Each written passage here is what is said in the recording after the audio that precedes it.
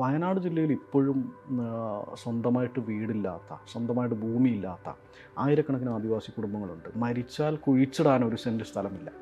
മരിച്ചു കഴിഞ്ഞാൽ അവൻ്റെ അടുക്കളയുടെ അല്ലെങ്കിൽ വീടിൻ്റെ ഒരു തിണ്ണ വെട്ടി നിരത്തി അവിടെ മറവ് ചെയ്യുന്നൊരവസ്ഥ എപ്പോഴും നിലനിൽക്കുന്നുണ്ട്. വയനാട് ജില്ലയിൽ വന്യമൃഗശല്യം നേരിട്ട് ആളുകൾ മരിച്ചു. സമരം നടന്നതിന് ശേഷം ഈ പറയുന്ന വിഭാഗങ്ങളുടെ ഈ മരണപ്പെട്ട കുടുംബങ്ങളെ സന്ദർശിക്കാൻ രാഹുൽ ഗാന്ധി എത്തി. പക്ഷെ അപ്പോഴും മാറ്റി നിർത്തപ്പെട്ടത് ഈ ആദിവാസി വിഭാഗങ്ങളെയാണ്. ആദിവാസി വിഭാഗത്തിൽപ്പെട്ട ആളുകൾ മരിച്ച വീടുകളിൽ അദ്ദേഹം സന്ദർശിച്ചില്ല. ഞാനൊരു പോസ്റ്റർ പോലും ഒട്ടിക്കാതെ 2100 വോട്ട് എനിക്ക് ഒരു ക്യാമ്പയിനും ഞാൻ നടത്തിയിട്ടില്ല. ഒരു പോസ്റ്ററും ഞാൻ ഒട്ടിച്ചിട്ടില്ല. ഞാൻ മത്സരിക്കുന്നു പോലും പോളിംഗ് ബൂത്തിൽ എത്തിയതിന് ശേഷമാണ് പല ആളുകൾ അറിഞ്ഞത് പോലും. എൻ്റെ പടം അവിടെ കണ്ടതിന് ശേഷമാണ് പല ആളുകളും ഫോൺ വിളിച്ച് ചോദിച്ചു, ബിജു മത്സരിക്കുന്നുണ്ടല്ലേ എന്ന്. എനിക്ക് തോന്നുന്നു എൻ്റെ ചെറുപ്പകാലത്ത് 50 രൂപ, അന്ന് 50 രൂപ എന്ന് പറയുമ്പോൾ അത്യാവശ്യം വലിയൊരു തുകയാണ്. 50 രൂപയും അതോടൊപ്പം തന്നെ ഒരു ഉണ്ടയോ ചായയോ. രാവിലെ ഒരു 6 മണിക്ക് വണ്ടികൾ വന്ന് ഈ പറയുന്ന ഊരുകൾക്ക് ചുറ്റും നിൽക്കും. അതാദ്യം ഏത് രാഷ്ട്രീയ പാർട്ടിയുടെ വണ്ടി വരുന്നു ആ വണ്ടിയിൽ കയറി പോയിട്ടാണ് വോട്ട് ചെയ്യുക. അപ്പോൾ അതിനകത്ത് ഇപ്പോൾ ഇന്ന സ്ഥാനാർത്ഥിയാണെന്നോ ഏത് ഇലക്ഷനാണെന്ന് പോലും അറിയില്ല. പഞ്ചായത്ത് ഇലക്ഷനാണോ, നിയമസഭയാണോ, ലോക്സഭയാണോ, ഇതിനെക്കുറിച്ചുള്ളൊരു ഗ്രാഹ്യം പോലും ഈ പറയുന്ന ആദിവാസികൾക്കില്ല. അന്ന് ആ രീതിയിലായിരുന്നു തുടർന്ന് പോയിക്കൊണ്ടിരുന്നത്. ഇപ്പോഴും ആ ഒരു ശൈലി തുടരുന്നുണ്ടെന്നുള്ളതാണ് വസ്തുത. അന്ന് 50 രൂപ കൊടുത്ത സ്ഥാനത്ത് ഇന്ന് 500 രൂപയായി. അന്ന് ചായയും കടിയുമാണ് കൊടുത്തതെങ്കിൽ ഇന്ന് ബിരിയാണികളായി മാറി. ചിക്കൻ ബിരിയാണി അങ്ങനെയുള്ള വലിയ പുതിയ ഐറ്റംസായി. മുത്തങ്ങ സമരത്തിൻ്റെ ഒരു ഭാഗവാക്കാണ് ഞാനന്ന് പഠിക്കുന്ന കാലമാണ്. എൻ്റെ അച്ഛനും അമ്മയൊക്കെ സമരത്തിൽ പങ്കെടുത്ത ആളുകളാണ്. ആ വെടിവെപ്പുണ്ടായ സമയത്ത് ഓടി രക്ഷപ്പെട്ട ഒളിവിൽ എത്രയോ കാലം ഒളിവിൽ കഴിഞ്ഞ ആളുകളാണ്. ഞാനന്ന് ചെറുപ്പമാണ്. ഞാനിന്നിവിടെ സംസാരിക്കുന്നുണ്ടെങ്കിൽ CK ജാനുവിനെ പോലെയുള്ള ആളുകളുടെയൊക്കെ വലിയൊരു എന്താ പറയുക, സൊസൈറ്റി ആ സമൂഹത്തോട് അവർ കാണിച്ചൊരു കമ്മിറ്റ്മെൻ്റ് ഉണ്ട്. കാരണം അവരുടെ ഒരു ഇൻസ്പിറേഷൻ നമുക്ക് എന്തായാലും ഉണ്ടായിട്ടുണ്ട്.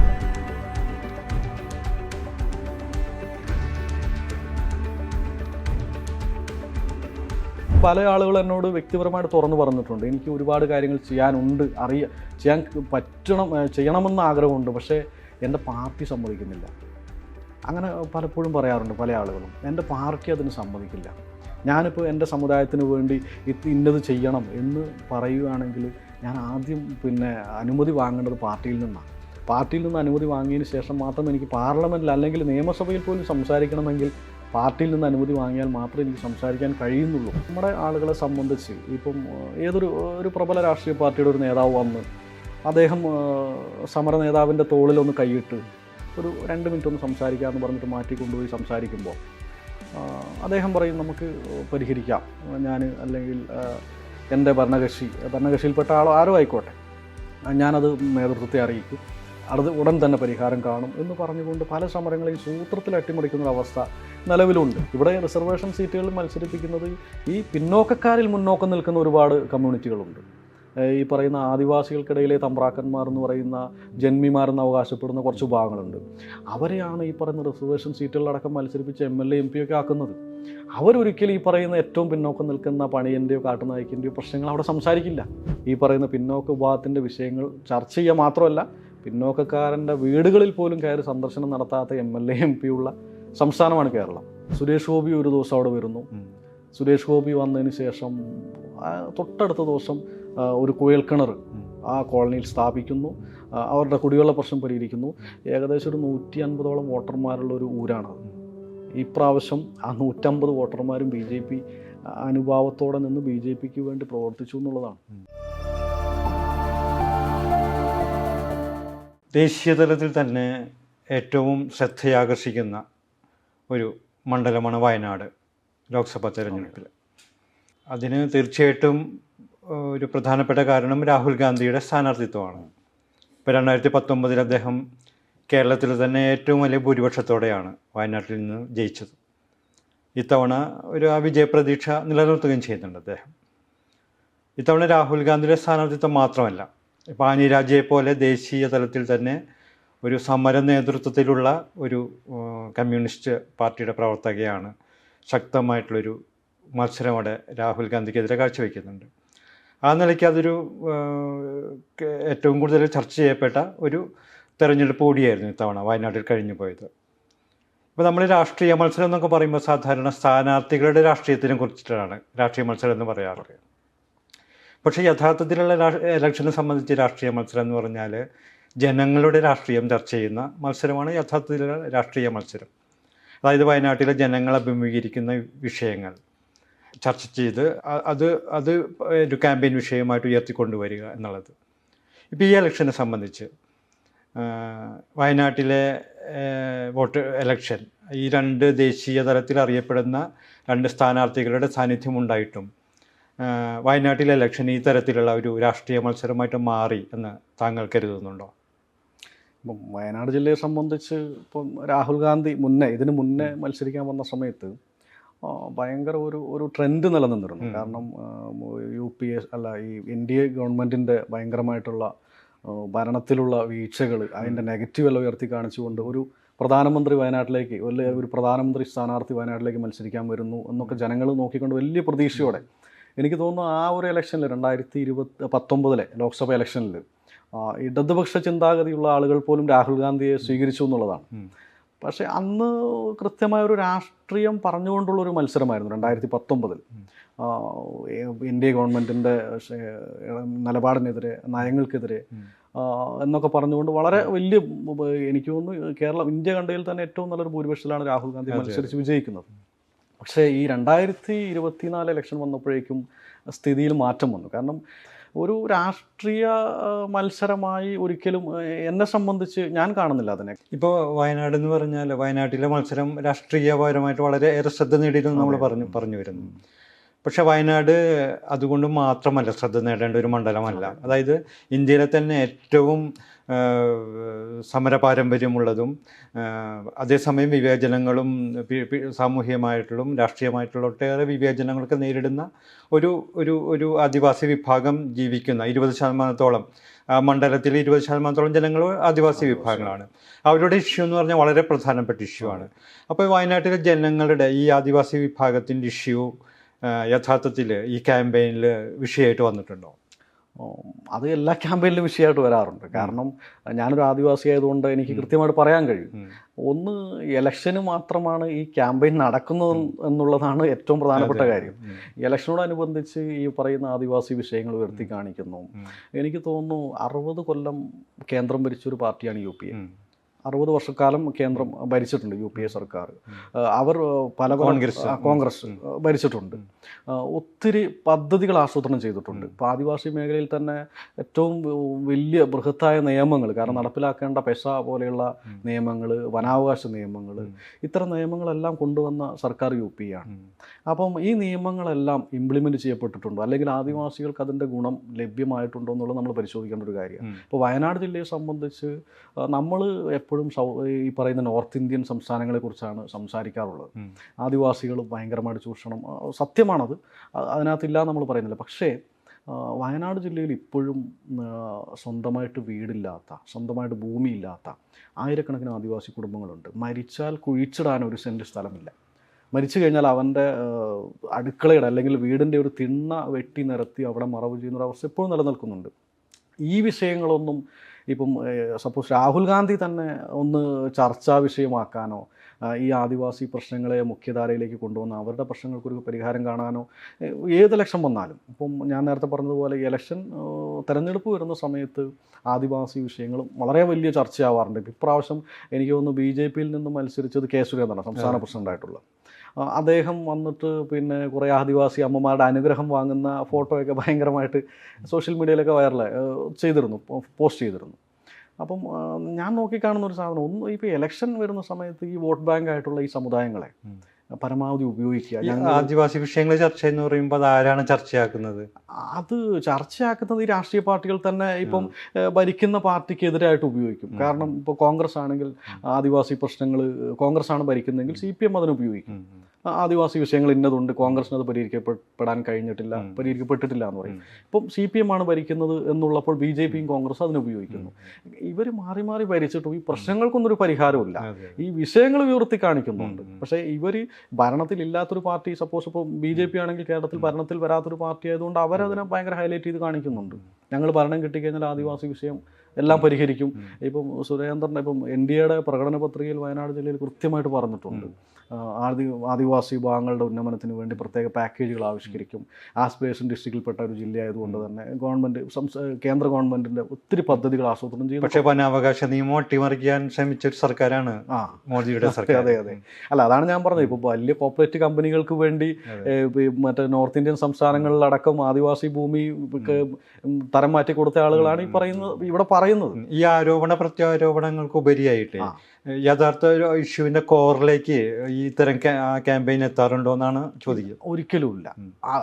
കാരണം ഇവർ എന്തൊക്കെ പറഞ്ഞാലും ഈ വിഭാഗം ഇങ്ങനെ നിലനിൽക്കുക എന്നുള്ളത് ഈ 3 രാഷ്ട്രീയ പാർട്ടികളുടെയും അടിസ്ഥാന ലക്ഷ്യമാണ്. കാരണം അവരുടെ ഒരു ലക്ഷ്യം എന്ന് പറഞ്ഞാൽ ഈ വിഭാഗങ്ങൾ ഇങ്ങനെ തന്നെ നിലനിൽക്കുക, അല്ലാതെ ഈ പ്രശ്നങ്ങൾ ഒന്ന് ചർച്ച ചെയ്യുക, ആ ഒരു മീഡിയ ബൂമിങ് ഉണ്ടാക്കുക, ഒരു ഇലക്ഷൻ കഴിഞ്ഞതിന് ശേഷം അത് സൈലൻ്റ് ആയിട്ട്. കാരണം ഈ സമുദായങ്ങൾക്കിടയിൽ, ഈ പറയുന്ന വിഭാഗങ്ങൾക്കിടയിൽ ഇതിനെ ചോദ്യം ചെയ്യാനോ പ്രതികരിക്കാനോ പറ്റിയ ഒരാളും ഇതുവരെ ഉയർന്നു വന്നിട്ടില്ല. ഇനി വന്നിരുന്നാൽ തന്നെ അവർ അടിച്ചമർത്തിക്കൊണ്ടും അല്ലെങ്കിൽ അവരെ ഇവർ ഭയങ്കരമായിട്ട് ഓഫർ ചെയ്തുകൊണ്ട് ഇവരുടെ കൂടെ നിർത്താനുള്ള എല്ലാ സാഹചര്യങ്ങളും അവർക്ക് നിലവിലുണ്ട്. ആ തലത്തിൽ തന്നെയാണ് പോകുന്നത്. ഇപ്പോൾ സമീപകാലത്ത് വയനാട് ചർച്ച ചെയ്യപ്പെട്ട ഒരു വിഷയം എന്ന് പറഞ്ഞാൽ വന്യജീവി മനുഷ്യന് നമ്മുടെ സംഘർഷത്തിന്റെ ഒരു ഇഷ്യൂ ആണ്. കുറെ പേര് കൊല്ലപ്പെടുകയുണ്ടായി. അപ്പോൾ ആ ഒരു ഇഷ്യൂ കത്തി നിൽക്കുന്ന സമയത്താണ് ഇലക്ഷൻ പ്രഖ്യാപിക്കപ്പെടുന്നത്. ആ ഇഷ്യൂവിനെ എത്രമാത്രം ഈ രാഷ്ട്രീയ പാർട്ടികൾ ഏറ്റെടുത്തിട്ടുണ്ട് ഇലക്ഷനിൽ? എനിക്ക് തോന്നുന്നു ഇപ്രാവശ്യം ഇലക്ഷനിൽ ഏറ്റവും കൂടുതൽ ഏറ്റെടുത്തൊരു പ്രശ്നം വയനാട് ജില്ലയിലെ വന്യമൃഗശല്യം തന്നെയാണ്. കാരണം ദേശീയ തലത്തിലടക്കം ഇത് ചർച്ച ചെയ്ത് വലിയ സമരങ്ങൾ ഇപ്പോൾ കഴിഞ്ഞ മാസങ്ങൾക്ക് മുന്നേ, ഇലക്ഷൻ ഒരു 2-3 മാസങ്ങൾക്ക് മുന്നേ വലിയ രീതിയിലുള്ള ജനകീയ സമരങ്ങൾ വയനാട്ടിൽ അരങ്ങേറി. പല സമരങ്ങളും ഏറ്റെടുത്തത് പല സഭകളും അതുപോലെ തന്നെ സമുദായ സംഘടനകളും രാഷ്ട്രീയ പാർട്ടികളും അടക്കം നേതൃത്വം കൊടുത്തുകൊണ്ട് വലിയ പ്രക്ഷോഭ സമരങ്ങളെല്ലാം നടപ്പിലായി. അതുകൊണ്ട് തന്നെ ആ വിഷയം വയനാട്ടിലെ വന്യമൃഗശല്യം ഇപ്പം കേന്ദ്ര വനം പരിസ്ഥിതി മന്ത്രി അടക്കം വയനാട് സന്ദർശിക്കുകയും BJPയുടെ വലിയ ഓഫറുകൾ വിജയിച്ചു കഴിഞ്ഞാൽ ഇവിടെ കാടും നാടും വേർതിരിക്കാൻ വേണ്ട സംവിധാനങ്ങൾ ചെയ്യും, അത്തരത്തിലുള്ള വലിയ വലിയ ഓഫറുകൾ അവർ കൊടുത്തുകൊണ്ടാണ് പോയത്. ഇലക്ഷൻ പ്രചരണത്തിനടക്കം വലിയ ആയുധമാക്കിയിട്ടുണ്ട് അത്. ഈ വയനാട് ജില്ലയെ സംബന്ധിച്ച് കഴിഞ്ഞ ഒരു 10-30 വർഷക്കാലം എടുത്തു നോക്കിക്കഴിഞ്ഞാൽ ഏറ്റവും കൂടുതൽ വന്യമൃഗശല്യത്തിൽ മരണമടഞ്ഞിട്ടുള്ള വിഭാഗം ആദിവാസികളാണ്. ഈ വിഷയം ചർച്ച ചെയ്യപ്പെടുന്നില്ല. ഞാൻ മറ്റു സമുദായങ്ങളെ മോശമായിട്ട് പറയുകയല്ല. കാരണം ആദിവാസി വിഭാഗത്തിൽപ്പെട്ട ഒരുപാട് ആളുകൾ വന്യമൃഗശല്യത്താൽ മരണപ്പെടുകയും അവർക്ക് അസുഖം ബാധിച്ച് അല്ലെങ്കിൽ ആക്രമണങ്ങൾ നേരിട്ട് ഇപ്പോഴും നിൽക്കാനോ നടക്കാനോ കഴിയാതെ കിടപ്പിലാവുന്നൊരവസ്ഥ ഉണ്ടായിട്ടുണ്ട്. ഈ വിഷയങ്ങളൊന്നും ഇതുവരെ വയനാട് അല്ലെങ്കിൽ കേരളത്തിലെ മുഖ്യധാര മാധ്യമങ്ങളോ രാഷ്ട്രീയ പാർട്ടികളോ സംഘടനകളോ ചർച്ചയാക്കുന്നില്ല. അതിൻ്റെ പ്രധാന കാര്യം എന്താണെന്ന് വെച്ച് കഴിഞ്ഞാൽ ഈ വിഭാഗങ്ങളിൽ നിന്നും പ്രതികരണശേഷിയുള്ള ആളുകൾ ഒട്ടുമില്ല. കാരണം അവർക്ക് എന്ത് സംഭവിച്ചാലും അത് ചോദ്യം ചെയ്യാനോ അവർക്ക് വേണ്ട നഷ്ടപരിഹാരങ്ങൾ കൊടുക്കാനൊന്നും ഗവൺമെൻറ്റോ അല്ലെങ്കിൽ ബന്ധപ്പെട്ട അധികൃതരോ തയ്യാറാവില്ല എന്നുള്ളത് തന്നെയാണ് വസ്തുത. എന്തിനു പറയുന്നു, ഇപ്പോൾ രാഹുൽ ഗാന്ധി വയനാട് ജില്ലയിൽ വന്യമൃഗശല്യം നേരിട്ട് ആളുകൾ മരിച്ചു, സമരം നടന്നതിന് ശേഷം ഈ പറയുന്ന വിഭാഗങ്ങളുടെ ഈ മരണപ്പെട്ട കുടുംബങ്ങളെ സന്ദർശിക്കാൻ രാഹുൽ ഗാന്ധി എത്തി. പക്ഷെ അപ്പോഴും മാറ്റി നിർത്തപ്പെട്ടത് ഈ ആദിവാസി വിഭാഗങ്ങളെയാണ്. ആദിവാസി വിഭാഗത്തിൽപ്പെട്ട ആളുകൾ മരിച്ച വീടുകളിൽ അദ്ദേഹം സന്ദർശിച്ചില്ല. എന്താ കാരണം? അതാണ് എനിക്ക് മനസ്സിലാവാത്തത്. ആ വീടുകളിൽ പോയി കാണാൻ അവരെ ആശ്വസിപ്പിക്കാനും രാഹുൽ ഗാന്ധി തയ്യാറായില്ല. പിന്നെ ആരുടെ വീട്ടിലാണ് പോയത്? അവർ പോയത് മറ്റു സമുദായത്തിൽപ്പെട്ട നമ്മുടെ പുൽപ്പള്ളി പ്രദേശങ്ങളിലുള്ള മറ്റു വിഭാഗങ്ങളിൽപ്പെട്ട കടുവ ആക്രമിച്ച ആൾ, ഒരു ആന ചവിട്ടിക്കൊന്ന ആൾ, ഇങ്ങനെയുള്ള 1-2 പേരുടെ വീടുകളിലേക്ക് പോയി. പക്ഷേ മാനന്തവാടിയിൽ ഒരു ആദിവാസി അതിനു മുന്നേ ഈ പറയുന്ന ആക്രമണം നടക്കുന്നതിന് മാസങ്ങൾക്ക് മുന്നേ മരിച്ച ഒരു ആദിവാസി യുവാവിൻ്റെ വീട്ടിലേക്ക് ഈ പറയുന്ന നേതൃത്വം ഇപ്പോൾ സംസ്ഥാന മന്ത്രിതല സംഘം പോലും പോയില്ല എന്നുള്ളതാണ്. രാഹുൽ ഗാന്ധി വരുന്നു, ആ വീട് സന്ദർശിക്കുന്നില്ല എന്ന് അറിഞ്ഞതിന് ശേഷം കുറച്ച് മാധ്യമങ്ങൾ അത് വാർത്തയാക്കി. സോഷ്യൽ മീഡിയയിലടക്കം പ്രതിഷേധം ഉയർന്ന സമയത്ത് ജില്ലാ ഭരണാധികാരി അവരെ ഗസ്റ്റ് ഹൗസിലേക്ക് വിളിച്ച് രാഹുൽ ഗാന്ധി അവരെ കണ്ട് അവർക്ക് വേണ്ട കോമ്പൻസേഷൻ കൊടുക്കാൻ അവരോട് നിർദ്ദേശിക്കുക ചെയ്തത്. അവരെ വീട് സന്ദർശിക്കാൻ വേണ്ട ഒരു ഇടപെടലോ അല്ലെങ്കിൽ ഇപ്പോൾ വീട് സന്ദർശിച്ചത് കൊണ്ട് വലിയ മാറ്റം ഉണ്ടാവുന്നല്ല ഞാൻ പറയുന്നത്. പക്ഷേ അവരെ മനുഷ്യരായി കാണാനോ പരിഗണിക്കാനോ തയ്യാറാവുന്നില്ല എന്നുള്ളതാണ് വസ്തുത. ആ ഒരു രീതി നിലനിന്ന് പോയിക്കൊണ്ടിരിക്കുന്നുണ്ട് ഇപ്പോഴും. 2019 ബിജു രാഹുൽ ഗാന്ധിക്കെതിരെയുള്ള ഒരു സ്ഥാനാർത്ഥിയായിരുന്നു. അതെ, അന്ന് ഏതാനും ആദിവാസി സംഘടനകളുടെ പിന്തുണ ഉണ്ടായിരുന്നു. പക്ഷേ രാഹുൽ ഗാന്ധിയുടെ സ്ഥാനാർത്ഥിത്വം പ്രഖ്യാപിക്കപ്പെട്ടപ്പോൾ ആ സംഘടനകൾ പിന്തുണ പിൻവലിക്കുകയായിരുന്നു. ഒറ്റയ്ക്കാണ് ഏതാണ്ട് സ്വതന്ത്രനായിട്ട് മത്സരിച്ചത്. ആദിവാസി വിഭാഗത്തിലൊരു ഏറ്റവും വലിയ വിഭാഗമായിട്ടുള്ള പണിയ സമുദായത്തിൽ നിന്നുള്ളൊരു പ്രതിനിധിയായിട്ടാണ് അന്ന് ബിജു മത്സരിക്കാനെത്തിയത്. ആ സ്ഥാനാർത്ഥിത്വത്തിൻ്റെ കാരണം എന്തായിരുന്നു?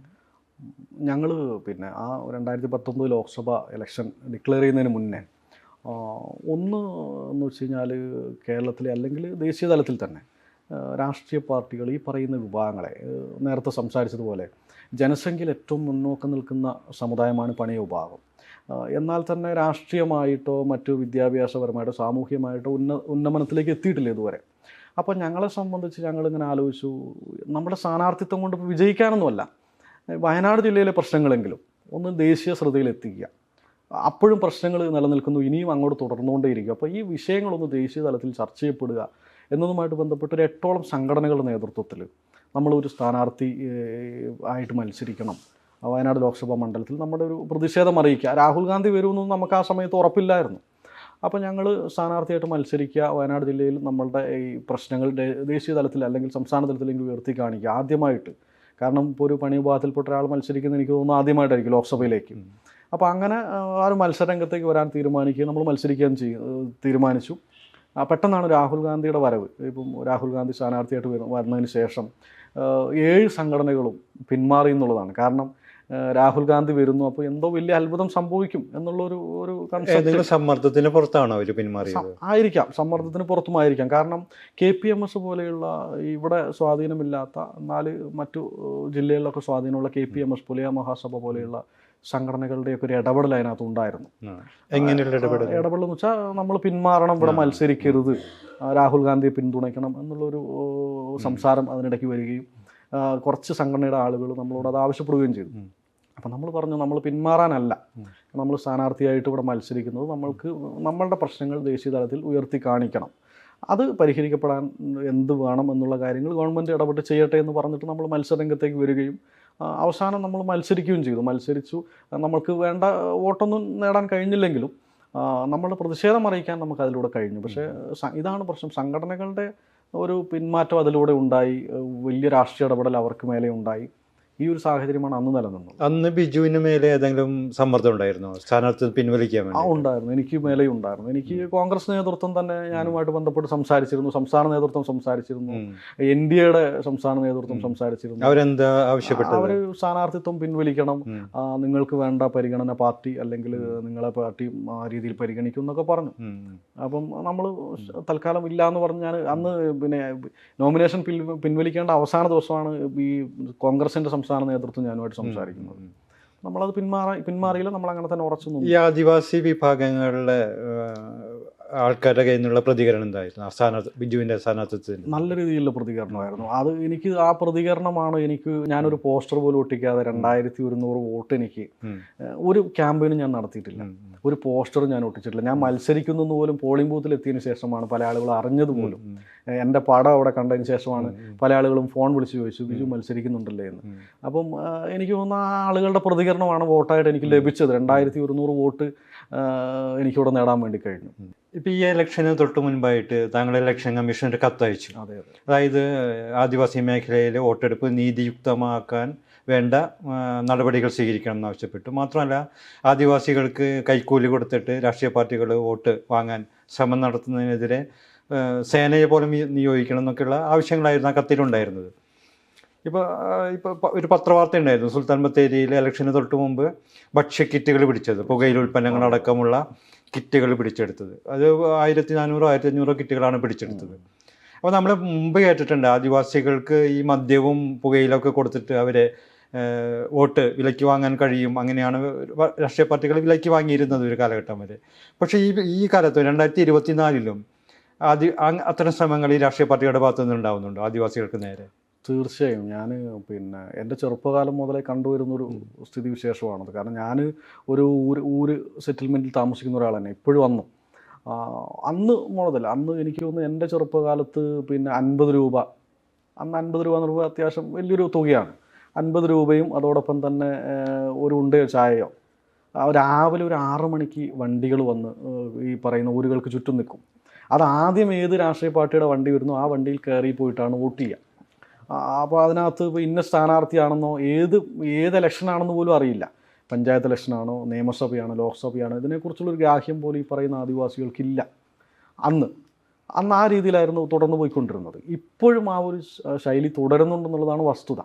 അന്ന് 50 രൂപ കൊടുത്ത സ്ഥാനത്ത് ഇന്ന് 500 രൂപയായി. അന്ന് ചായയും കടിയുമാണ് കൊടുത്തതെങ്കിൽ ഇന്ന് ബിരിയാണികളായി മാറി. ചിക്കൻ ബിരിയാണി അങ്ങനെയുള്ള വലിയ പുതിയ ഐറ്റംസായി. വണ്ടികളും സാധാ അതുപോലെ തന്നെ വണ്ടികൾ വരുന്നു, ആളുകളെ കൊണ്ടുപോകുന്നു, ഊട്ടിയിരിക്കുന്നു. വേണമെങ്കിൽ കുറച്ച് പൈസയും കൈ കൊടുക്കും, ഒരു 10-500. ഇപ്പം എനിക്ക് തോന്നുന്നു ത്രിതല പഞ്ചായത്ത് ഇലക്ഷനിലാണ് വളരെ വ്യാപകമായിട്ട് ഈ ഒരു സംവിധാനം നടക്കാറുള്ളത്. ഇപ്പോൾ ലോക്സഭ ഇലക്ഷനൊക്കെ വളരെ കുറവാണ്. നിയമസഭാ ത്രിതല പഞ്ചായത്ത് ഇലക്ഷനിലാണ് വ്യാപകമായിട്ട് ഈ ഒരു സംവിധാനം ആദിവാസി ഊരുകളിൽ നടക്കാറുള്ളത്. അത് ഇപ്പോഴും നടന്നുകൊണ്ടിരിക്കുന്നുണ്ട്, അത് വസ്തുതയാണ്. പക്ഷെ വളരെ വിഷമമുള്ളൊരു കാര്യം എന്താണെന്ന് വെച്ച് കഴിഞ്ഞാൽ, ഈ ഒരു വിഷയവുമായിട്ട് ബന്ധപ്പെട്ട് ചീഫ് ഇലക്ടറൽ ഓഫീസർക്ക് ഞാൻ മെയിൽ ചെയ്തു. അദ്ദേഹത്തിൻ്റെ പേഴ്സണൽ വാട്സപ്പ് നമ്പറിലേക്ക് ഞാൻ ഈ ഒരു മെയിൽ ചെയ്തതിൻ്റെ കോപ്പി ഞാൻ അങ്ങോട്ട് അയച്ചു കൊടുത്തു. ഒരു റെസ്പോൺസും തിരിച്ചവരുടെ ഭാഗത്തുനിന്ന് ഉണ്ടായില്ല എന്നുള്ളതാണ്. കാരണം നമ്മളെ സംരക്ഷിക്കേണ്ട സംവിധാനങ്ങൾ, ഈ പറയുന്ന ചീഫ് ഇലക്ടറൽ ഓഫീസർ അല്ലെങ്കിൽ ഇലക്ഷൻ കമ്മീഷൻ അടക്കം പോലെയുള്ള വലിയ നമ്മൾ അത്രയും ഒരു വിശ്വാസ്യതയോടെ കാണുന്ന സംവിധാനങ്ങൾ നമ്മളൊരു പരാതി അയച്ചിട്ട് അതൊരു മുഖവിലക്കെടുക്കുകയോ അതിൻ്റെ ഒരു ഫോളോ അപ്പ് നടത്തുകയോ, എൻ്റെ ഫോൺ നമ്പർ അടക്കം ഞാൻ അറ്റാച്ച് ചെയ്തിട്ടാണ് മെയിൽ ചെയ്തത്. അവരുടെ ഡിപ്പാർട്ട്മെൻറ്റിൽ നിന്ന് അതുമായിട്ട് ബന്ധപ്പെട്ട ഒരു ഇൻക്വയറി നടന്നിട്ടില്ല. അദ്ദേഹത്തിൻ്റെ ചീഫ് ഇലക്ടറൽ ഓഫീസർ, സംസ്ഥാന ചീഫ് ഇലക്ടറൽ ഓഫീസറുടെ വാട്സപ്പ് നമ്പറിലേക്ക് ഞാൻ പേഴ്സണലായിട്ട് മെസ്സേജ് അയച്ചു. ആ മെസ്സേജിനും റിപ്ലൈ ഇല്ല. അപ്പം അവർക്കറിയാം ഈ സംവിധാനങ്ങളൊക്കെ ഈ പറയുന്ന ഊരുകളിൽ നടക്കുന്നുണ്ട്. അപ്പോൾ കണ്ണടച്ചിട്ടാക്കുന്ന ഒരു അവസ്ഥ, ആ ഒരു സാഹചര്യത്തിൽ തന്നെയാണ് ഈ സംവിധാനങ്ങളൊക്കെ പോയിക്കൊണ്ടിരിക്കുന്നത്. ഇപ്പോൾ താങ്കൾ ആ കത്തിൽ ഉന്നയിച്ച ആശങ്കകൾ ഈ ഇലക്ഷനിൽ നടന്നു എന്ന് കരുതുന്നുണ്ടോ? തീർച്ചയായിട്ടും. അത് തന്നെയാണല്ലോ നമുക്ക് ബത്തേരിയിൽ നിന്ന് വലിയ ഭക്ഷ്യ കിറ്റുകളടക്കം അതൊക്കെ കുറഞ്ഞ കിറ്റുകളെ പിടിച്ചിട്ടുള്ളൂ. ബാക്കി 90% ഊരുകളിൽ എത്തിയിട്ടുണ്ട്.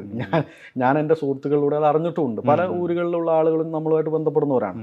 അവർ പറഞ്ഞിട്ടുണ്ട്, ഞങ്ങൾക്ക് ഒരു സുഹൃത്ത് എന്നോട് പറഞ്ഞു എനിക്ക് കുറച്ച് പൈസ കിട്ടി, ഒരാൾ എന്നോട് പറഞ്ഞു ഞങ്ങൾക്ക് കിറ്റുകൾ. എല്ലാ രാഷ്ട്രീയ പാർട്ടികളും ഈ അഴിമതിയിൽ പങ്കാളികളുണ്ട്. അത് എല്ലാ രാഷ്ട്രീയ വ്യത്യാസമൊന്നുമില്ല. അത് എല്ലാ രാഷ്ട്രീയ, കാരണം ഇത് കൊടുത്താൽ ഇവരെ സ്വാധീനിക്കാൻ പറ്റും. അല്ലെങ്കിൽ പിന്നെ ചില ആളുകൾ പറയുന്നത്, നിങ്ങൾ ഞങ്ങൾക്ക് വോട്ട് ചെയ്യുന്നറിയാം, പക്ഷെ ഞങ്ങളുടെ ഒരു സന്തോഷം ഇരിക്കട്ടെ, ഞങ്ങളുടെ ഒരു സന്തോഷം തരുന്നതാണെന്ന് പറഞ്ഞിട്ട് അങ്ങനെ ഒരു ഒഴുക്കം മട്ടിൽ പറഞ്ഞു കൊടുക്കുന്ന ആളുകളുമുണ്ട്.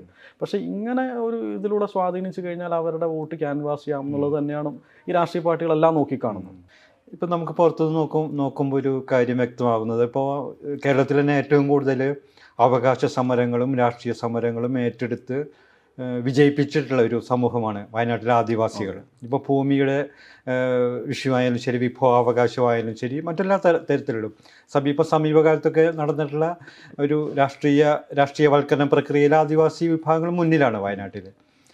എന്നിട്ട് പോലും ഈ വയനാട്ടിലെ ആദിവാസി സമൂഹം ഒരു സിവിൽ സൊസൈറ്റി, ഒരു പൗരസമൂഹം എന്നുള്ള രീതിയിൽ മാറുന്നതിൽ, പരിവർത്തിപ്പിക്കപ്പെടുന്നതിൽ ആരാണ് തടസ്സം നിൽക്കുന്നത്? ഇത് പിന്നെ ഞാൻ ഈ സമരങ്ങൾ അതിലേക്ക് തന്നെ വരാം. സമരങ്ങൾ ഒത്തിരി നടത്തി വിജയിപ്പിച്ചിട്ടുള്ളൊരു വിഭാഗമാണ് വയനാട്ടിലെ ആദിവാസികൾ. ഈ സമരത്തിൻ്റെയൊക്കെ റിസൾട്ട്, ഈ മുത്തങ്ങ സമരം മുതൽ, അതിൻ്റെ മുന്നോട്ടുള്ള സമരം ഞാൻ എടുക്കുന്നില്ല, മുത്തങ്ങ സമരം മുതൽ നമ്മൾ ഇങ്ങോട്ട് എടുത്താൽ ഈ സമരങ്ങളിലെല്ലാം കുറേ കരാറുകൾ നമ്മൾ രൂപീകൃതമായിട്ടുണ്ട്. സംസ്ഥാന സർക്കാരുമായിട്ടുള്ള കരാറുകൾ കുറേ നമ്മൾ ഒപ്പിട്ടിട്ടുണ്ട്. പക്ഷേ ഇത് എത്രത്തോളം നടപ്പിലായി എന്നുള്ളതാണ് ഒരു സമരത്തിൻ്റെ വിജയമായിട്ട് ഞാൻ കാണുന്നൊരു കാര്യം. ആ സമരം നടന്നു, സമരത്തിൽ നമ്മൾ കരാർ ഒപ്പിട്ടു, ആ കരാർ ഒപ്പിട്ടതിന് ശേഷം അത് ഇംപ്ലിമെൻറ്റ് ചെയ്യപ്പെട്ടിട്ടുണ്ടോ? കാരണം അതിനുശേഷം 2014 നടന്ന ഏറ്റവും വലിയൊരു സമരമാണ് നിൽപ്പ് സമരം. സംസ്ഥാനത്തിൽ തന്നെ എല്ലാ മാധ്യമങ്ങളും വളരെ വലിയ ചർച്ചയാക്കിയ ഒരു സമരമാണ് നിൽപ്പ് സമരം.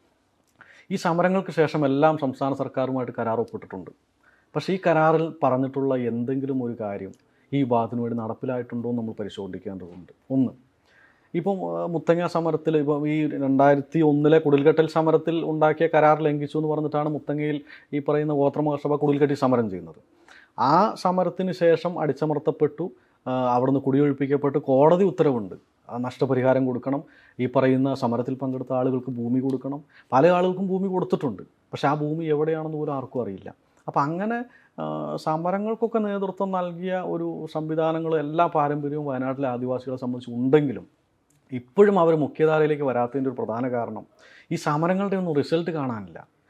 അന്ന് ഈ സോഷ്യൽ മീഡിയ ഒന്നും ഇല്ലാത്ത സമയം മാധ്യമങ്ങൾ വളരെ സമരങ്ങളെ നന്നായിട്ട് സഹായിച്ചൊരു സംവിധാനങ്ങളാണ് മാധ്യമങ്ങൾ. ഇപ്പം എനിക്ക് തോന്നുന്നു അന്നത്തെ മാധ്യമം പത്രം പോലെയുള്ള പത്രങ്ങളൊക്കെ ഭയങ്കരമായിട്ട് മുത്തങ്ങ സമരത്തെ എന്തോ ആയിക്കോട്ടെ, പലരും പല രീതിയിലും അതിനെ വ്യാഖ്യാനിക്കാം, പക്ഷേ ഒത്തിരി ആദിവാസി സമരങ്ങളെ സപ്പോർട്ട് ചെയ്ത മാധ്യമങ്ങൾ നമ്മുടെ കേരളത്തിലുണ്ട്.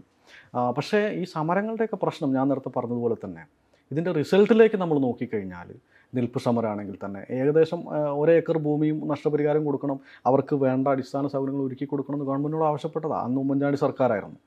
ആ കോടതി നിർദ്ദേശമുണ്ട്, കോടതി ഉത്തരവുണ്ട്, പക്ഷേ ഇതൊന്നും നടപ്പിലാവുന്നില്ല. അതുകൊണ്ടാണ് ഇവരുടെ ജീവിത സാഹചര്യവും ഇപ്പോഴും മാറ്റം ഇല്ലാതെ തന്നെ അങ്ങനെ തുടർന്നുകൊണ്ടിരിക്കുന്നത്. ഈ സമരങ്ങളുടെ റിസൾട്ട് എന്നുള്ള താങ്കൾ പറഞ്ഞത് ശരിയാണ്. അത് ഇപ്പോൾ കുടിൽകെട്ടി സമരമായാലും നിൽപ്പ് സമരമൊക്കെ ആയാലും അതിൻ്റെ റിസൾട്ട് എത്ര പേർക്ക് ഭൂമി കിട്ടി, എത്ര പേർക്ക് സ്വന്തമായിട്ട് കൃഷി ചെയ്ത് ജീവിക്കാനുള്ള സാഹചര്യം ഉണ്ടായി എന്നുള്ളൊക്കെയുള്ള ചോദ്യങ്ങൾ ശരിയാണ്. പക്ഷെ അതിനേക്കാൾ ഉപരിയായിട്ട് ഈ ഒരു ആദിവാസി, ഇപ്പോൾ സി കെ ജാനുവിനെ പോലെ ആദിവാസി വിഭാഗത്തിൽ നിന്ന് തന്നെ ഉയർന്നു വന്ന ഒരു ലീഡർഷിപ്പ് ആ സമരത്തിനുണ്ടായിരുന്നു. മൊത്തത്തിൽ പങ്കെടുത്തതിൽ സ്ത്രീകളടക്കമുള്ള ആദിവാസി ജനതയുടെ ഭയങ്കരമായിട്ടുള്ള റെപ്രസെൻറ്റേഷൻ ഉണ്ടായിരുന്നു ഈ സമരങ്ങൾക്കൊക്കെ. ആ റെപ്രസെൻറ്റേഷൻ ഒരു സിവിൽ സൊസൈറ്റിയായിട്ട് രൂപപ്പെടുന്നതിൽ എന്താണ് തടസ്സം എന്നുള്ളതാണ് നമ്മുടെ സംശയം.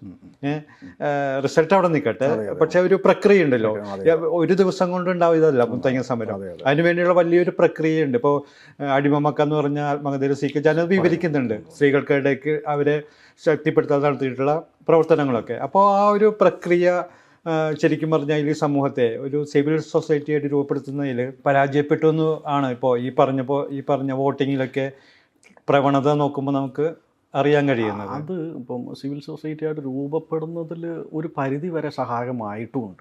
കാരണം ഇപ്പം ഞാനിവിടെ ഇരുന്ന് ഇങ്ങനെ സംസാരിക്കുന്നത് ഏറ്റവും വലിയ എക്സാമ്പിളാണ്. ഞാനിവിടെ ഇരുന്ന് ഇങ്ങനെ സംസാരിക്കണമെങ്കിൽ ആ സമരങ്ങളൊക്കെ എനിക്ക് വലിയ പ്രചോദനമായിട്ടുണ്ട്. മുത്തങ്ങ സമരത്തിൻ്റെ ഒരു ഭാഗവാക്കാണ് ഞാനന്ന് പഠിക്കുന്ന കാലം. എൻ്റെ അച്ഛനും അമ്മയൊക്കെ സമരത്തിൽ പങ്കെടുത്ത ആളുകളാണ്. ആ വെടിവെപ്പുണ്ടായ സമയത്ത് ഓടി രക്ഷപ്പെട്ട ഒളിവിൽ എത്രയോ കാലം ഒളിവിൽ കഴിഞ്ഞ ആളുകളാണ്. ഞാനന്ന് ചെറുപ്പമാണ്. ഞാനിന്നിവിടെ സംസാരിക്കുന്നുണ്ടെങ്കിൽ സി കെ ജാനുവിനെ പോലെയുള്ള ആളുകളുടെയൊക്കെ വലിയൊരു എന്താ പറയുക സൊസൈറ്റി ആ സമൂഹത്തോട് അവർ കാണിച്ചൊരു കമ്മിറ്റ്മെൻ്റ് ഉണ്ട്. കാരണം അവരുടെ ഒരു ഇൻസ്പിറേഷൻ നമുക്ക് എന്തായാലും ഉണ്ടായിട്ടുണ്ട്. പക്ഷെ ഞാൻ പറയുന്ന ഒരു കാര്യം, ഒത്തിരി ആളുകൾ പ്രതികരണത്തിൽ അതിനുശേഷം, കാരണം എനിക്ക് തോന്നുന്നത് 2001 ഗോത്രമഹാസഭയുടെ രൂപീകരണത്തിന് ശേഷമാണ് കേരളത്തിൽ ആദിവാസി സംഘടനകളുടെ മറ്റു രാഷ്ട്രീയ പാർട്ടികളുടെ പോഷക സംഘടനകൾ പോലും രൂപീകരിക്കപ്പെട്ടിട്ടുള്ളത്. ആദിവാസികൾ സ്വയം സംഘടിക്കാൻ തുടങ്ങിയിരിക്കുന്നു, അല്ലെങ്കിൽ അവരുടെ പ്രശ്നങ്ങൾ ഉന്നയിക്കാൻ അവർക്കിടയിൽ നിന്നും ആളുകൾ ശബ്ദമുയർത്താൻ തുടങ്ങിയിരിക്കുന്നു എന്നുള്ള ബോധ്യത്തിൽ നിന്നാണ് മറ്റു പല രാഷ്ട്രീയ പാർട്ടികളും അവരുടെ പോഷക സംഘടനകളെ രൂപീകരിച്ചിട്ടുള്ളത്. അപ്പോൾ അതുകൊണ്ട് ആ ഒരു ഇടപെടലും ആ മൂവ്മെൻറ്റുകളും എല്ലാം നല്ല രീതിയിൽ തന്നെ ആദിവാസി മേഖലയിൽ മാറ്റം വരുത്തിയിട്ടുണ്ട്. പക്ഷേ ഈ തെരഞ്ഞെടുപ്പ് പ്രക്രിയയിലേക്ക് വരുന്ന സമയത്ത് ഒരു രാഷ്ട്രീയ അവബോധം അല്ലെങ്കിൽ ഒരു പൊളിറ്റിക്കൽ എഡ്യൂക്കേഷൻ ഈ പറയുന്ന വിഭാഗങ്ങൾക്ക് ലഭിക്കാറില്ല. ഇപ്പോഴും പല വിദ്യാഭ്യാസമുള്ള കുട്ടികളോട് പോലും ലോക്സഭ എന്താണ്, പാർലമെൻറ്റ് എന്താണ്, അത് അല്ലെങ്കിൽ നിയമസഭ എന്താണെന്ന് ചോദിച്ചാൽ ഉത്തരവില്ലാത്ത അവസ്ഥയുണ്ട് ഈ പറയുന്ന വിഭാഗങ്ങൾക്കിടയിൽ. പൊതുവിഭാഗങ്ങൾക്കിടയിലും ഉണ്ട്, പക്ഷേ ഞാൻ പറയും ഏറ്റവും കൂടുതൽ ഈ സമുദായങ്ങൾക്കിടയിലുണ്ട്. ഇപ്പോൾ ഏത് ഇലക്ഷനാണ് നടക്കുന്നത്, സ്ഥാനാർത്ഥി ആരാണ്, ഈ സ്ഥാനാർത്ഥിയെ വിജയിപ്പിച്ചാൽ ഈ പറയുന്ന വിഭാഗങ്ങൾക്ക് എന്ത് ഗുണം, നമ്മളെപ്പോലെയുള്ള സമുദായത്തിന് ഈ സ്ഥാനാർത്ഥിയിലൂടെ എന്ത് നേട്ടം ഉണ്ടാക്കാൻ കഴിയും, അല്ലെങ്കിൽ ഈ ഒരു പ്രസ്ഥാനം കൊണ്ട് ഇന്ത്യയിലെ ഈ ജനവിഭാഗങ്ങൾക്ക് എന്ത് നേട്ടം ഉണ്ടാക്കാൻ കഴിഞ്ഞു എന്നുള്ള ആ ചോദ്യങ്ങൾക്കൊന്നും ഉത്തരവില്ല. ആ രീതിയിലൊരു രാഷ്ട്രീയ വിദ്യാഭ്യാസം കൊടുക്കാൻ വേണ്ടി നമുക്ക് കഴിയുന്നില്ല എന്നുള്ളതാണ് വസ്തുത. അത് ആദിവാസി സംഘടനകൾ ഇപ്പോൾ താങ്കൾ നേരത്തെ പറഞ്ഞു 7ഓളം ആദിവാസി സംഘടനകൾ താങ്കളുടെ സ്ഥാനാർത്ഥിത്വത്തിന് പിന്തുണ നൽകിയിരുന്നെന്ന് പറഞ്ഞു. അപ്പോൾ അതൊരു തീർച്ചയായിട്ടും തുടക്കത്തിൽ പിന്നീട് പിൻവലിക്കപ്പെട്ടെങ്കിലും അതൊരു രാഷ്ട്രീയ നീക്കം തന്നെയായിരുന്നു, പ്രധാനപ്പെട്ട രാഷ്ട്രീയ നീക്കമാണ്. ഒരു പണിയ സമുദായത്തിലൊരു സ്ഥാനാർത്ഥി വേണമെന്നുള്ള തീരുമാനത്തിൻ്റെ ഭാഗമായിട്ടായിരുന്നു. അപ്പോൾ അത്തരം സംഘടനാ പ്രവർത്തനങ്ങൾ ഈ ആദിവാസികൾക്കിടയിൽ നടക്കുന്നില്ല. അപ്പോൾ അതിൻ്റെ ഒരു മാറ്റം നമുക്ക് കാണേണ്ടതല്ലേ ശരിക്കും? ഈ സംഘടനകളുടെ ഒരു പ്രശ്നം എന്താണെന്ന് വെച്ച് കഴിഞ്ഞാൽ ഇവരും പതിയെ രാഷ്ട്രീയ പാർട്ടിയുടെ സ്വഭാവത്തിലേക്ക് മാറിയോ എന്നൊരു സംശയം എനിക്കുണ്ട്. കാരണം കുറച്ച് പേരെ കാണിച്ചുകൊണ്ട് ഞാൻ ഇന്ന സംഘടനയുടെ ആളാണ്, അല്ലെങ്കിൽ ഇത്ര ശക്തി എൻ്റെ പുറകെ ഉണ്ട്, ഞാൻ ഇത്രയും ആളുകളെ പ്രതിനിധീകരിക്കുന്നൊരു വ്യക്തിയാണെന്നൊക്കെ പറഞ്ഞുകൊണ്ട് ബാർഗെയിൻ ചെയ്യുന്നൊരു അവസ്ഥയിലേക്ക് സംഘടനകൾ മാറുന്നുണ്ട്. അതാണ് പൊതുവെ കേരളത്തിലെ സംഘടനകളെ സംബന്ധിച്ച് കണ്ടുവരുന്നത്, പ്രത്യേകിച്ച് ഈ പറയുന്ന പട്ടികവർഗ സംഘടനകൾ. കാരണം എൻ്റെ പിന്നിൽ ഇത്ര ആളുകളുണ്ട് എന്ന് കാണിച്ചുകൊണ്ട് പല രാഷ്ട്രീയ പാർട്ടികളുടെയും മുന്നിൽ നിന്നും വില പേശുക, അവർക്ക് വേണ്ടി സംസാരിക്കാതെ, ഈ സമുദായങ്ങൾക്ക് വേണ്ടി സംസാരിക്കാതെ അവർ വ്യക്തി താല്പര്യങ്ങൾക്ക് വേണ്ടി നിൽക്കുന്നൊരവസ്ഥയുണ്ട്. ഈ പറയുന്ന സംഘടനകളാണെങ്കിൽ പോലും ഈ വിഭാഗങ്ങൾക്കിടയിൽ ഈ പറയുന്നൊരു അവബോധം സൃഷ്ടിക്കാൻ തയ്യാറായിട്ടുണ്ടെന്ന് ഞാൻ കരുതുന്നില്ല.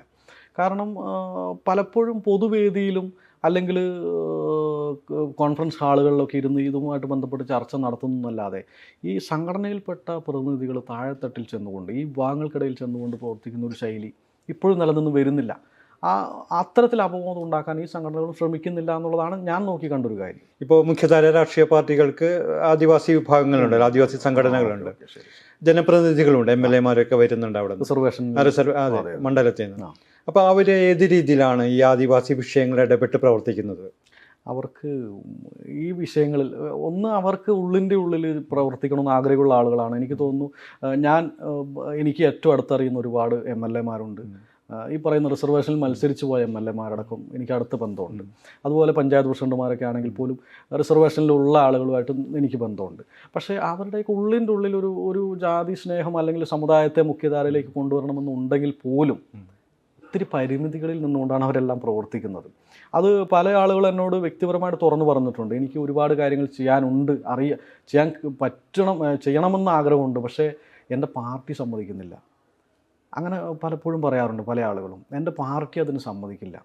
ഞാനിപ്പോൾ എൻ്റെ സമുദായത്തിന് വേണ്ടി ഇന്നത് ചെയ്യണം എന്ന് പറയുകയാണെങ്കിൽ ഞാൻ ആദ്യം അനുമതി വാങ്ങേണ്ടത് പാർട്ടിയിൽ നിന്നാണ്.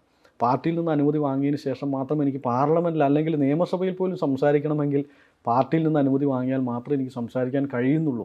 അങ്ങനെ ഒരു കൂച്ചുവിലങ്ങട്ടൊരവസ്ഥ ഈ പറയുന്ന പ്രതിനിധികൾക്കുണ്ട്. അതുകൊണ്ട് തന്നെ ഈ പറയുന്ന ഈ റിസർവേഷനിൽ മത്സരിച്ച ഒരു കാൻഡിഡേറ്റ് അവിടെ ചെന്ന് ആദിവാസി വിഷയങ്ങൾ ഉന്നയിച്ചുകൊണ്ട് അവരുടെ വിഷയങ്ങളിൽ വലിയൊരു മാറ്റം ഉണ്ടാക്കും എന്നൊന്നും ഞാൻ വിശ്വസിക്കുന്നില്ല. അത്തരം ഇൻഡിപെൻഡൻ്റ് ആയിട്ട് നിന്ന് ഫൈറ്റ് ചെയ്ത് ഈ വിഷയങ്ങളെ ചർച്ച ചെയ്ത് അതിന് പരിഹാരം കാണാൻ കഴിയത്തക്ക ഒരു MLA ഒരു MP ഒന്നും കേരളത്തിലുള്ളതായിട്ട് ഇനി ഉണ്ടാവാനും പോകുന്നില്ല, പ്രത്യേകിച്ച് ഈ രാഷ്ട്രീയ പാർട്ടികളുടെ കൂടെ നിൽക്കുന്ന ഒരു സാഹചര്യത്തിൽ. ഇപ്പോൾ ഈ വയനാട്ടിൽ നിന്ന് നിരവധി സമരം നേരത്തെ പറഞ്ഞു നിരവധി സമരങ്ങൾ ഉയർന്നു വന്നിട്ടുണ്ട്.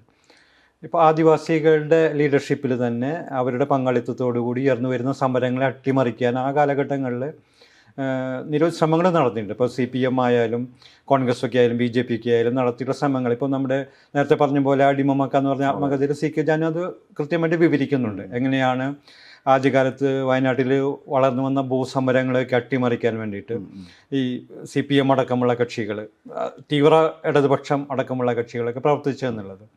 അപ്പോൾ ഇപ്പോഴും സമരങ്ങൾ നടക്കുന്നൊരു മേഖലയാണ് വയനാട്. പ്രത്യേകിച്ച് ഒരു ഉദാഹരണമായിട്ട് പറഞ്ഞാൽ വിദ്യാഭ്യാസ അവകാശത്തിന് വേണ്ടി പുതിയ തലമുറയിലെ കുട്ടികൾ എല്ലാ വർഷവും സമരം നടത്തും, നിരന്തര സമരം ചെയ്തിട്ടുണ്ട്. അതുപോലെ നിഷേധിക്കപ്പെടുന്ന ഫെല്ലോഷിപ്പുകൾ, ആദിവാസി കുട്ടികൾക്കുള്ള ഫെല്ലോഷിപ്പുകളുടെ കാര്യം, ഗ്രാൻറ്റിൻ്റെ കാര്യത്തിലൊക്കെ നിരന്തരം സമരങ്ങൾ നടക്കുകയാണ്. ഈ സമരങ്ങളോട് എങ്ങനെയാണ് CPM-ഉം കോൺഗ്രസിനെയും പോലുള്ള പാർട്ടികളുടെ നിലപാട് എങ്ങനെയാണ്, അവരുടെ മനോഭാവം എങ്ങനെയാണ്? സമരങ്ങൾ സംബന്ധിച്ച് ഭയങ്കര സൂത്രത്തിലാണ് സമരങ്ങളെ അട്ടിമറിക്കാറുള്ളത്. ഇപ്പോൾ എനിക്ക് കുറേ സമരങ്ങളിൽ ഭാഗമാക്കാൻ കഴിഞ്ഞതുകൊണ്ട് തന്നെ എനിക്കറിയാം. കാരണം ഈ നമ്മുടെ ആളുകളെ സംബന്ധിച്ച് ഇപ്പം ഒരു പ്രബല രാഷ്ട്രീയ പാർട്ടിയുടെ ഒരു നേതാവ് വന്ന് അദ്ദേഹം സമര നേതാവിൻ്റെ തോളിലൊന്ന് കൈയിട്ട് ഒരു 2 മിനിറ്റ് ഒന്ന് സംസാരിക്കാമെന്ന് പറഞ്ഞിട്ട് മാറ്റിക്കൊണ്ടുപോയി സംസാരിക്കുമ്പോൾ അദ്ദേഹം പറയും നമുക്ക് പരിഹരിക്കാം, ഞാൻ അല്ലെങ്കിൽ എൻ്റെ ഭരണകക്ഷിയിൽപ്പെട്ട ആരോ ആയിക്കോട്ടെ, ഞാനത് നേതൃത്വത്തെ അറിയിക്കും, അത് ഉടൻ തന്നെ പരിഹാരം കാണും എന്ന് പറഞ്ഞുകൊണ്ട് പല സമരങ്ങളെയും സൂത്രത്തിൽ അട്ടിമറിക്കുന്നൊരവസ്ഥ നിലവിലുണ്ട്. ഇപ്പം വയനാട് ജില്ലയെ സംബന്ധിച്ച് നമുക്ക് പറയുകയാണെങ്കിൽ ഇപ്പോഴും അങ്ങ് സൂചിപ്പിച്ചതുപോലെ സമരങ്ങൾ ഇപ്പോഴും അരങ്ങേറിക്കൊണ്ടിരിക്കുന്നുണ്ട്. ഇപ്പം വിദ്യാഭ്യാസ അവകാശത്തിന് വേണ്ടിയുള്ള സമരങ്ങൾ, ഇപ്പോൾ വയനാട് ജില്ലയിൽ +1 സീറ്റുകൾ വളരെ കുറവാണ്. ഇപ്പോൾ മലപ്പുറത്താണ് ഈ കഴിഞ്ഞ ദിവസങ്ങളിൽ സീറ്റ് വർദ്ധിപ്പിച്ചിരിക്കുന്നത്. വയനാട് പോലെയുള്ള പിന്നോക്ക ജില്ലയിൽ ഇപ്പോഴും +1 സീറ്റിൻ്റെ കാര്യത്തിൽ ഒരു തീരുമാനമായിട്ടില്ല. അപ്പോൾ അത്തരത്തിലുള്ള സമരങ്ങളിൽ ഒരുപാട് സമരം, ഇപ്പം കുടിൽകെട്ടൽ സമരം, പല ഫോറസ്റ്റിലും അവിടെയുള്ള പല വനത്തിലും ആദിവാസികൾ ഇപ്പോഴും കുടിൽകെട്ടി താമസിക്കുന്നുണ്ട്. ഈ പറയുന്ന പ്രബല രാഷ്ട്രീയ പാർട്ടികൾ നേതൃത്വം കൊടുത്തുകൊണ്ട് ആദിവാസി വിഭാഗത്തിൽപ്പെട്ട ഒരു തുണ്ട് ഭൂമി പോലും ഇല്ലാത്ത ആളുകളെ കഴിഞ്ഞ 10 വർഷക്കാലമായിട്ട് കുടിൽകെട്ടി താമസിപ്പിക്കുന്ന ഭൂമികളുണ്ട് വയനാട് ജില്ലയിൽ. സമരങ്ങൾ അത് എന്താണെന്ന് വെച്ച് കഴിഞ്ഞാൽ ഞങ്ങൾ അവരുടെ കൂടെയാണ്, ഞങ്ങൾ നിങ്ങളുടെ രക്ഷകരായിട്ട് എന്നും ഉണ്ട് എന്ന് പറഞ്ഞുകൊണ്ട് സമരങ്ങൾക്ക് വേണ്ടി ഉപയോഗിക്കുന്നൊരവസ്ഥ ഈ പറയുന്ന വിഭാഗങ്ങൾക്കിടയിൽ ഉണ്ടാവുന്നുണ്ട്. ഈ രാഷ്ട്രീയ പാർട്ടികളാണെങ്കിൽ പോലും ഈ വിഭാഗങ്ങളെ സമരങ്ങൾക്ക് വേണ്ടി ഉപയോഗിക്കുക, അതിൻ്റെ പരിഹാരം ഉണ്ടാക്കി കൊടുക്കാൻ വേണ്ടി തയ്യാറായിട്ടില്ല. ഭരണകക്ഷിയാണെങ്കിൽ പോലും ഇപ്പോൾ എനിക്ക് തോന്നുന്നു CPM നേതൃത്വം കൊടുത്തുകൊണ്ട് AKSൻ്റെ നേതൃത്വത്തിൽ കുടിൽകെട്ടൽ സമരം നടന്നിട്ടുണ്ട്. ഇപ്പോഴും ആ ആളുകൾ അവിടെ തന്നെ താമസിക്കുന്നുണ്ട്. ഇപ്പോൾ ഭരണത്തിലിരിക്കുന്ന ഒരു പ്രസ്ഥാനമായതുകൊണ്ട് അവർക്കത് പരിഹരിക്കാൻ കഴിയും, പക്ഷേ അത് ചെയ്യുന്നില്ല.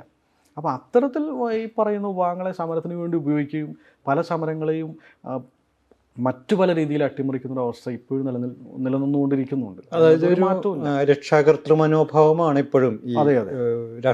മുഖ്യധാര രാഷ്ട്രീയ പാർട്ടികൾക്ക് അതെ, അതെ. ആദിവാസി വിഭാഗങ്ങളോടുള്ളത് എന്ന് പറയാം.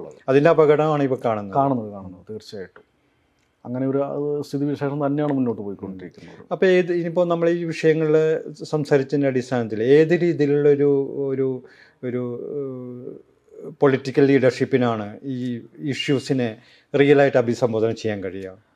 ഞാൻ നോക്കിക്കാണുന്ന ഒരു കാര്യം, ഒന്ന് ഇവരെ ഇപ്പം നമ്മളെ പദ്ധതികൾ, ഞാൻ അതിലേക്ക് തന്നെ വരാം.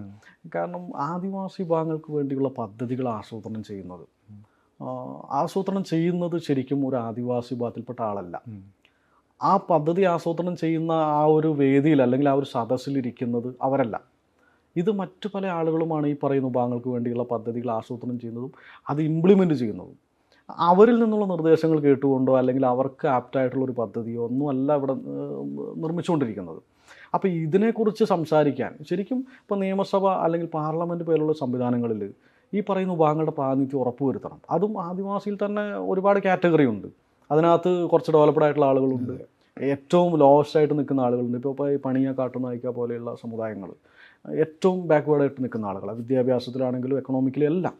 അത് പണ്ട് മുതലേ ആ ഒരു സ്ഥിതി ഇപ്പോഴും നിലനിന്നുകൊണ്ടേയിരിക്കുന്നു. പക്ഷേ ഇവരുടെ ആ ഒരു ബെനഫിറ്റ് എല്ലാം മറ്റു ഇതിൽ ഡെവലപ്ഡ് ആയിട്ടുള്ള കമ്മ്യൂണിറ്റികൾ നേടിയെടുക്കുന്നുമുണ്ട്.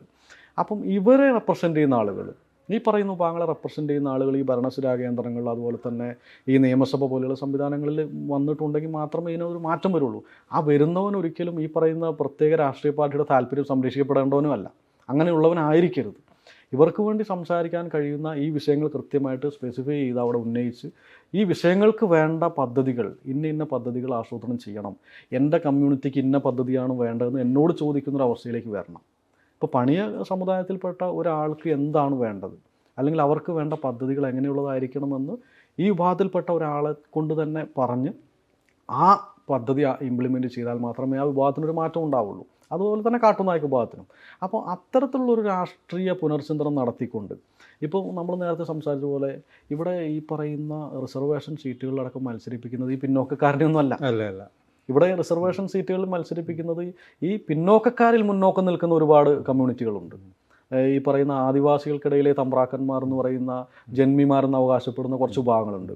അവരെയാണ് ഈ പറയുന്ന റിസർവേഷൻ സീറ്റുകളിലടക്കം മത്സരിപ്പിച്ച് MLA MP ഒക്കെ ആക്കുന്നത്. അവരൊരിക്കലും ഈ പറയുന്ന ഏറ്റവും പിന്നോക്കം നിൽക്കുന്ന പണിയൻ്റെയോ കാട്ടുനായ്ക്കിൻ്റെയോ പ്രശ്നങ്ങൾ അവിടെ സംസാരിക്കില്ല. അപ്പോൾ അവർ ഈ വിഷയങ്ങളെ ജനറലൈസ് ചെയ്ത് സംസാരിക്കും. ഈ പൊതുസമൂഹത്തിൻ്റെ വിഷയങ്ങളുമായിട്ട് കോർത്തിണക്കിക്കൊണ്ട് മാത്രമേ അവർ നിയമസഭയിലാണെങ്കിൽ പാർലമെൻറ്റിലാണെങ്കിൽ ഈ വിഷയങ്ങൾ പ്രസൻറ്റ് ചെയ്യുകയുള്ളൂ.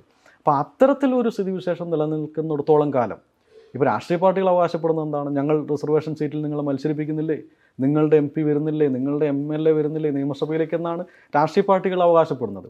പക്ഷേ അവർക്കും അറിയാം ഈ പറയുന്ന പിന്നോക്ക വിഭാഗത്തിൻ്റെ വിഷയങ്ങൾ ചർച്ച ചെയ്യുക മാത്രമല്ല, പിന്നോക്കക്കാരൻ്റെ വീടുകളിൽ പോലും കയറി സന്ദർശനം നടത്താത്ത MLA MP ഉള്ള സംസ്ഥാനമാണ് കേരളം, അവരുടെ സമുദായത്തിൽ തന്നെ പെട്ട ആളുകൾ. അപ്പോൾ അതുകൊണ്ട് തന്നെ ആ ഒരു തലത്തിൽ മുന്നോട്ട് പോയിട്ടുണ്ടെങ്കിലൊന്നും ഈ പറയുന്ന വിഭാഗങ്ങളുടെ പ്രശ്നങ്ങൾ പരിഹരിക്കപ്പെടാൻ കഴിയുമെന്ന് തോന്നുന്നില്ല. ഒരു കൃത്യമായൊരു രാഷ്ട്രീയ അവബോധം ഇവർക്കിടയിൽ സൃഷ്ടിച്ചുകൊണ്ട് ഇപ്പം ഞങ്ങൾ ഒരു 2010-12 ഭയങ്കരമായിട്ട് ശ്രമിച്ചിരുന്നു. കേരളത്തിലുള്ള ആദിവാസി സംഘടനകളെല്ലാം കോർത്തിണക്കിക്കൊണ്ട് ഒരു ജനകീയ സമിതി, ഒരു രാഷ്ട്രീയ പ്രസ്ഥാനത്തിന് രൂപം കൊടുക്കുക, കേരളത്തിലെ മുഴുവൻ സംഘടനകളെയും കോർത്തിണക്കിക്കൊണ്ട്, പട്ടികജാതി സംഘടനകളടക്കം. പക്ഷേ ഇതിൻ്റെയൊക്കെ ഒരു പ്രശ്നം എന്താണെന്ന് വെച്ച് കഴിഞ്ഞാൽ ഈ സംഘടനകളെല്ലാം ഒരു ഇൻ്റർ കണക്ഷൻ മറ്റു പല രാഷ്ട്രീയ പാർട്ടികളായിട്ടും ഉണ്ട്. ഇപ്പോൾ നമ്മൾ പുറമേ കാണുമ്പോൾ ഒന്നും ഇല്ലെങ്കിലും ഉള്ളിൻ്റെ ഉള്ളിൽ ഈ സംഘടനകൾക്കെല്ലാം പല രാഷ്ട്രീയ പാർട്ടികളുമായിട്ടും ചായവുള്ള സംഘടനകളാണ്. അതുകൊണ്ട് ആ ഒരു ചങ്ങല ഭേദിച്ചൊന്നും അവർ വരാൻ തയ്യാറല്ല. അപ്പോൾ അതുകൊണ്ട് തന്നെ ആ നീക്കങ്ങളെല്ലാം പാളിപ്പോയി. അപ്പം ഇനി അങ്ങനെ ഒരു സംവിധാനം കേരളത്തിൽ ഉണ്ടാക്കാൻ കഴിയുന്നു എനിക്ക് ഒന്നും തോന്നുന്നില്ല. പക്ഷേ നമുക്കൊരു ആഗ്രഹമുള്ളത് അത്തരത്തിലുള്ളൊരു സംവിധാനത്തിലൂടെ കേരളത്തിൽ ഏകദേശം പോപ്പുലേഷൻ തന്നെ നമുക്ക് ഏകദേശം ഇപ്പോൾ ആദിവാസികളും പട്ടികജാതിക്കാരും എടുത്താൽ തന്നെ 18% മേലെ ഉണ്ടാവും. അപ്പോൾ ആ ഒരു ജനങ്ങളെങ്കിലും സംഘടിച്ചുകൊണ്ട് ഒരു ശക്തമായ ഇപ്പോൾ SNDP NSS ഒക്കെ എന്തുകൊണ്ടാണ് ഒരു സമ്മത ഗ്രൂപ്പായിട്ട് നിൽക്കുന്നത്? അവരുടെ സമുദായ സംഘടന അത്രയും പ്രബലമായി അവർ ഒന്നിച്ച് നിൽക്കുന്നു. അവരുടെ സമുദായങ്ങൾക്ക് വേണ്ട പ്രശ്നങ്ങൾ ഉന്നയിച്ച് അവർക്ക് വേണ്ട ഒരു റിസൾട്ട് ഉണ്ടാക്കാൻ വേണ്ടി കഴിയുന്നുണ്ട്. അത്തരത്തിലൊരു ശക്തമായ ഒരു ഐക്യം നമ്മളുടെ ഈ പറയുന്ന വിഭാഗങ്ങൾക്കിടയിൽ ഉണ്ടായാൽ മാത്രമേ അത് രാഷ്ട്രീയ തലത്തിലാണെങ്കിൽ ഇപ്പോൾ ഒരു വികസനം ഉണ്ടാക്കാൻ വേണ്ടി കഴിയുമെന്ന് ഞാൻ വിചാരിക്കുന്നു. അതായത് ഈ ഇഷ്യൂകളെ യഥാർത്ഥത്തിൽ അതിൻ്റെ റിയൽ സത്തയിൽ അവതരിപ്പിക്കുന്നതിൽ ഈ റെപ്രസെൻറ്റേഷൻ്റെ പ്രശ്നം ഒരു വലിയ പ്രശ്നമാണെന്നാണ് താങ്കൾ പറഞ്ഞു വരുന്നത്. അതായത് കൂടുതൽ പാർശ്വവൽക്കരിക്കപ്പെട്ട വിഭാഗങ്ങളുടെ ഭാഗത്തു നിന്നുള്ള ഒരു റെപ്രസെൻറ്റേഷൻ ശരിക്കും കിട്ടുന്നില്ല. ഒരു ആനുപാതികമായിട്ടുള്ള ഒരു ബാലൻസിങ് ആയിട്ടുള്ള റെപ്രസെൻറ്റേഷൻ ആദിവാസി വിഭാഗങ്ങൾക്കില്ല. കൂടുതൽ വിദ്യാഭ്യാസപരമായിട്ടും സാമ്പത്തികമായിട്ടൊക്കെ കുറച്ചും കൂടി മുന്നിൽ പോയവരുടെ ക്കാണ് കൂടുതൽ പ്രാധാന്യം പൊളിറ്റിക്കൽ പാർട്ടികളും മറ്റു സംവിധാനങ്ങളൊക്കെ കൊടുക്കുന്നത് അല്ലേ? അപ്പോൾ ആ ഒരു തരത്തിലുള്ള സംഘർഷം ഈ ആദിവാസി വിഭാഗങ്ങൾക്കിടയിലുണ്ടോ? ഉണ്ട്. ഈ വിഭാഗങ്ങൾക്കിടയിലുള്ള സംഘർഷം അത് എന്താണെന്ന് വെച്ച് കഴിഞ്ഞാൽ അത് പണ്ട് മുതൽക്കേ ഉണ്ട്. ഇപ്പം പണ്ട് നായർ നമ്പൂതിരി ഒരു സംവിധാനം ഉള്ളതുപോലെ തന്നെ ആദിവാസികൾക്കിടയിൽ ഈ തൊട്ടുകൂടായ്മയുണ്ട്. ഈ പറയുന്ന വിഭാഗങ്ങളെ പറഞ്ഞാലും കുഴപ്പമൊന്നുമില്ല. കുറിച്യ കുറുമ പോലെയുള്ള സമുദായങ്ങൾക്ക് മറ്റു സമുദായങ്ങളുമായിട്ട് അത്രയും അവർ മിങ്കിൾ ചെയ്യില്ല. കാരണം പണ്ടേ ഒരു ജന്മി വിഭാഗത്തിൽപ്പെട്ട ആളുകളാണ് ഇവർ. ആദിവാസി വിഭാഗങ്ങളിലെ ഏറ്റവും മുന്നോക്കം നിൽക്കുന്ന സമുദായങ്ങളാണ് ഇവർ. അത് സോഷ്യലി ആണെങ്കിലും എല്ലാ തരത്തിലും ഡെവലപ്ഡാണ് അവർ. ഇപ്പോൾ IAS ഉദ്യോഗസ്ഥന്മാർ പോലും അവർക്കിടയിൽ നിന്നാവുന്നു, ഡോക്ടർമാരുണ്ടാവുന്നു. ഇപ്പോൾ രാഷ്ട്രീയ പാർട്ടികളുടെ കീ പോസ്റ്റിൽ എനിക്ക് തോന്നുന്നു മുഖ്യധാര രാഷ്ട്രീയ പാർട്ടികളുടെ റിസർവേഷൻ കൊടുത്ത് നിർത്തേണ്ട കീ പോസ്റ്റുകളിൽ അതുപോലെ തന്നെ അവരെ റെപ്രസെൻറ്റ് ചെയ്യുന്ന ഇപ്പം നിയമസഭാ സീറ്റ് വരുന്ന സമയത്തൊക്കെ അവരെ റെപ്രസെൻറ്റ് ചെയ്യുന്ന ആളുകൾ ഇവരാണ്. ആദിവാസി ഭാഗത്തു നിന്ന് തിരഞ്ഞെടുക്കപ്പെടുന്ന ആളുകൾ. ഇവരെ സംബന്ധിച്ചൊരു യൂണിറ്റി ഉണ്ട്. ഈ വിഭാഗങ്ങളെ സംബന്ധിച്ച് ആ സമുദായങ്ങൾ ഒരു യൂണിറ്റി ഉള്ള സമുദായങ്ങളാണ്. ഈ പണിയ പോലെയുള്ള സമുദായങ്ങളെ സംബന്ധിച്ച് അവർക്കിടയിൽ യൂണിറ്റി ഇല്ല. അവർ പണ്ടേ ഒരു വിഘടിച്ച് നിൽക്കുന്ന എന്ന് വെച്ചാൽ സമുദായപരമായിട്ട് തന്നെ വിഘടിച്ച് നിൽക്കുന്ന ഒരു സ്ഥിതിവിശേഷം അന്നും ഉണ്ട്, ഇപ്പോഴും ഉണ്ട്. യൂണിറ്റി എന്ന് പറഞ്ഞാൽ ഏത് തരത്തിലുള്ള യൂണിറ്റി എന്ന് വെച്ച് കഴിഞ്ഞാൽ അവർ ആചാരപരമായിട്ടാണെങ്കിലും അതുപോലെ രാഷ്ട്രീയപരമായിട്ടാണെങ്കിലും അവർക്കൊരു ഐക്യമുണ്ട്. ഇന്ന രാഷ്ട്രീയ പാർട്ടി ഇപ്പോൾ എനിക്ക് തോന്നുന്നു വയനാട് ജില്ലയിലെ കുറിച്യരിൽ 90% പേരും BJP അനുഭാവികളാണ്. BJP എന്ന് പറയുന്ന പ്രസ്ഥാനവുമായിട്ട് ചേർന്ന് നിൽക്കുന്ന ആളുകളാണ് ഈ പറയുന്ന 90% കുറിച്യ വിഭാഗങ്ങളും.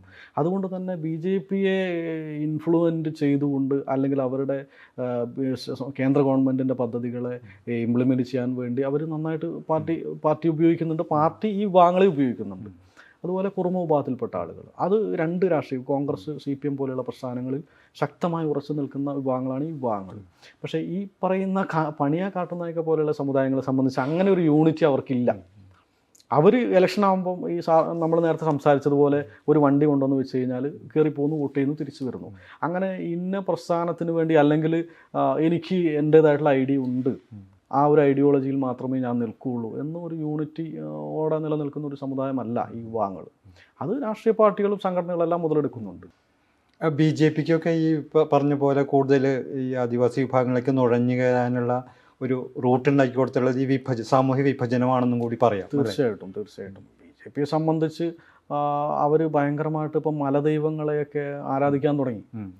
പണ്ട് അങ്ങനെയല്ല. പണ്ട് മലദൈവം അങ്ങനെ ഒരു സിസ്റ്റത്തിലേക്ക് BJP വരികയില്ലായിരുന്നു. പക്ഷേ ഇപ്പോൾ RSS കൃത്യമായിട്ട് ഈ പറയുന്ന കാവുകളെ സംരക്ഷിക്കണം, അവർ അതുമായിട്ട് ബന്ധപ്പെട്ട് ക്യാമ്പയിൻ തന്നെ സ്റ്റാർട്ട് ചെയ്തു. വയനാട് ജില്ല പോലുള്ള ഒരു ജില്ലയിൽ ഏകദേശം പോപ്പുലേഷനിൽ ഏറ്റവും കൂടുതലുള്ളൊരു സമുദായമാണ് ആദിവാസികൾ. അപ്പോൾ അവർക്കിടയിൽ ഇറങ്ങി ചെന്ന് കഴിഞ്ഞാൽ ഒത്തിരി രാഷ്ട്രീയ നേട്ടം ഉണ്ടാക്കാൻ കഴിയുമെന്ന് BJPക്ക് മനസ്സിലായി തുടങ്ങി.